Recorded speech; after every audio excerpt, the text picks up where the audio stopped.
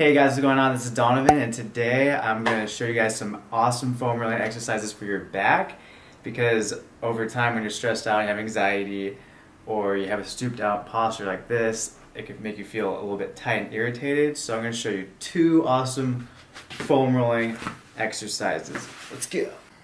Hey guys, so every once in a while I'll have tension on my upper back. And that happens when I'm sitting down for a long time studying, or I'm looking down at my phone, even though I don't usually do that. But I have a couple of foam rolling exercises that will help increase your nerve flow, blood flow, and relax those muscles around your spine and take out the tension and the aches and pains.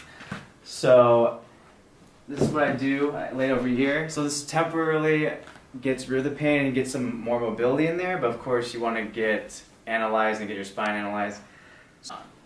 Okay, so I have my skull right here, the back of my head, and my pelvis over here. I'm gonna lay right here. I'm gonna have my spine go along the foam roll. And there's gonna be a little bit of space under my low back, not like over exaggerated, but neutral. And I'm gonna stabilize myself like this with my hands and my feet. And I'm gonna look up at the ceiling, mobilize like this. And I'm just gonna go back and forth and move the foam roll. And just being like this adds more mobility and relaxes the muscles around your spine.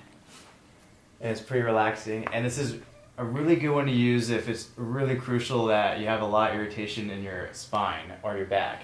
And this will help release most of that aches and pain.